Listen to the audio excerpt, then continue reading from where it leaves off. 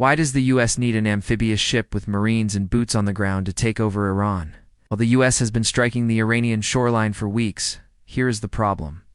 The Iranians use fast attack boats. While the US has these aircraft carriers, they cannot move into the shallow waters of the Strait of Hormuz. The solution is these amphibious ships that can launch hovercrafts and bring Marines in with assault vehicles. The idea is to track down hidden launchers and hit all the targets close to the shoreline. Why amphibious warships and Marines are specifically needed to clear the Strait of Hormuz? First, the geographic problem. The Strait of Hormuz is one of the world's most critical maritime chokepoints, handling roughly 20% of the global oil supply. At its narrowest point, the strait is only about 39 kilometers, or 21 nautical miles wide. This extreme bottleneck forces massive, slow-moving commercial ships to sail incredibly close to the Iranian coastline and several strategically placed islands. In a conflict scenario, this geography is the perfect trap. It strongly favors an anti-access area denial, or a 2AD strategy. Instead of relying on a traditional blue water navy, Iran's military and the Islamic Revolutionary Guard Corps use a layered defense strategy, built specifically for these tight conditions. This network includes naval mines deployed to indiscriminately stop traffic, swarms of fast attack craft designed to harass or board larger vessels, land-based coastal defense cruise missiles hidden along the mountainous coastlines, and loitering UAVs used to track and target ships. Traditional U.S. Navy warships are remarkable machines built for deep-water combat and long-range missile defense. But in shallow, congested waters, their reaction times to a coastal missile launch or a small boat swarm shrink to just seconds. They are exposed. So what is the answer? You need these amphibious assault ships to counter these coastal threats. The U.S. sends in specialized vessels like the America class, alongside Wasp-class in San Antonio. Class ships. Unlike standard aircraft carriers, a ship like the USS America is essentially a mobile 45,002 expeditionary base built for coastal operations, carries a deadly and versatile mix of weapons. F-35B Lightning II, fifth-generation stealth fighters capable of short takeoff and vertical landing. They deliver precision airstrikes, electronic warfare, and advanced sensor networking to hunt down concealed coastal missile batteries. Ospreys and Super Stallions, heavy-lift aircraft that can rapidly insert combat troops deep inland or onto hostile islands. They also carry Viper and Venom helicopters, lightweight attack rotorcraft specifically designed for close air support and taking apart fast attack boat swarms.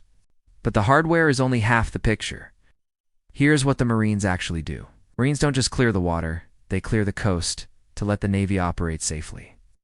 A Marine Expeditionary Unit brings roughly 2,200 to 2,500 personnel into the area, carrying out the doctrine of expeditionary advanced base operations.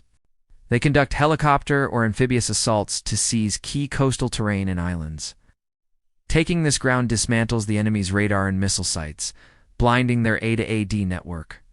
Before Navy minesweepers can even begin clearing the strait, the shorelines must be locked down so those vulnerable vessels aren't fired upon.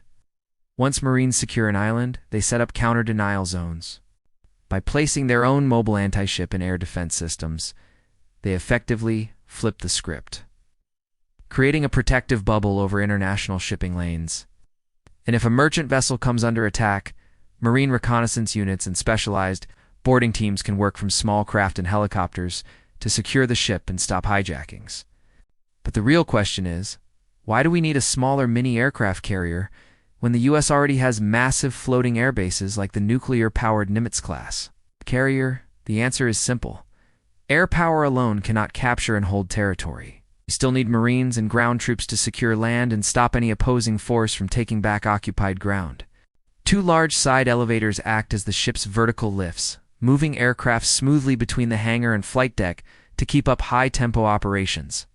Deeper below, the vehicle deck is packed and ready, minus 33 amphibious assault vehicles lined up, like soldiers waiting for orders, alongside M1 Abrams tanks, trucks, artillery pieces, and supply vehicles.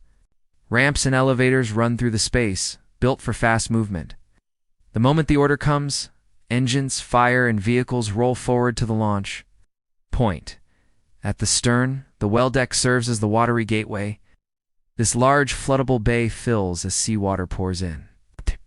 3 sleek hovercrafts known as LCACs float smoothly, ready to race through surf and sand, delivering tanks, troops, and equipment.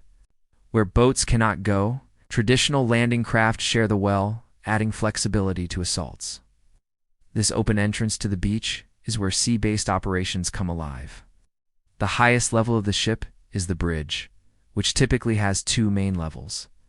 The main level handles navigation and ship control, while the upper level, called the bridge wings, provides better visibility and helps with maneuvering during docking. These 2 levels allow officers to effectively command the large vessel. During underway replenishment, 7 to 10 key officers and crew members are on the bridge to keep control. This team includes the captain, executive officer, officer of the deck, conning officer, helmsman, lee helmsman, and quartermaster of the watch. The captain oversees navigation by plotting courses, calculating distances, angles, and speeds, and adjusting for wind, currents, and tides to make sure the ship isn't exposed to enemy coastal defenses. But why does the military need an amphibious warship when we already have a $4 billion aircraft carrier? Its air power is unmatched, rivaling that of a small country and able to shift the battlefield from hundreds of miles away. Yet, despite this enormous power, aircraft alone cannot occupy or hold land. They can destroy enemy forces and infrastructure, but cannot march into cities, secure streets, or protect civilians. Winning a conflict requires soldiers on the ground to hold territory and bring stability to the area. This is the critical role of the amphibious warship. It carries marines, tanks, and armored vehicles close to hostile shores and puts them ashore quickly using hovercrafts. These hovercrafts move over water, beaches, and difficult terrain, delivering troops where traditional landing craft or aircraft simply cannot reach. Marines then lock down beachheads and push inland to clear urban areas and complex battlefields, missions that are impossible without boots on the ground. The strength of amphibious forces comes from the seamless combination of ground troops, tanks, helicopters, and F-35 fighters, working together to break down enemy resistance and keep momentum going. Hovercrafts add tactical flexibility by going around coastal barriers and carrying heavy vehicles that air transport cannot handle, letting forces strike where the enemy least expects it. Once ashore, amphibious forces carry out sustained operations backed by naval gunfire and air support, stabilizing captured areas and protecting civilians. Their operations follow a disciplined cycle: planning, embarkation, rehearsal, movement, and fast action, turning sea power into lasting ground control. While aircraft carriers rule the skies, amphibious warships close the gap from sea to land, turning devastating airstrikes into real control and lasting influence. Only with this combined capability can true victory and peace be achieved. But the real force multiplier here is the hovercraft. Let's look at how they changed the shape of the battlefield. U.S. Navy hovercrafts, specifically the landing craft air cushion and its upgraded version, the Ship-Chew Shore Connector, have transformed amphibious warfare with their speed and versatility.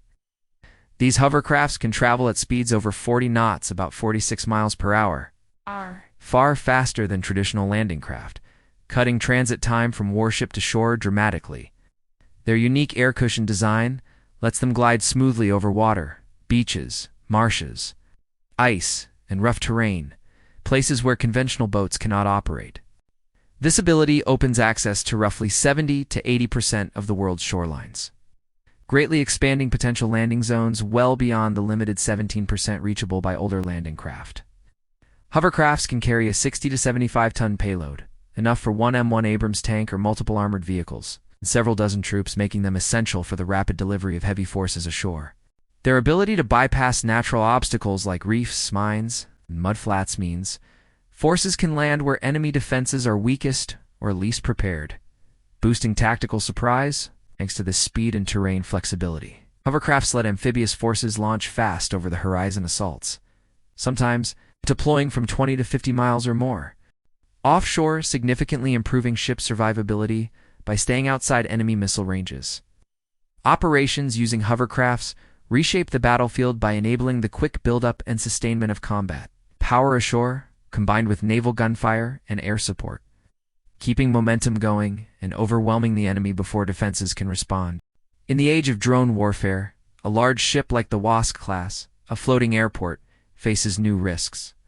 Even a simple $20,000 Iranian drone has the potential to cause serious damage to its platform. To defend against such threats, these ships carry multiple defensive layers built to handle attacks from every direction. At the bow and stern, the RIM-116 rolling airframe missile launchers rise above the starboard superstructure, providing clear lines of sight and fast interception capability against incoming missiles. Midway along the ship on both port and starboard sides, the RIM-7 Sparrow missile launchers work alongside their fire control radars to provide wide coverage against aircraft and missile threats. Phalanx systems protect the superstructure and are placed forward and aft on the ship. Some Wasp-class ships feature a third unit amidships, making sure defensive fire overlaps and every sector stays covered.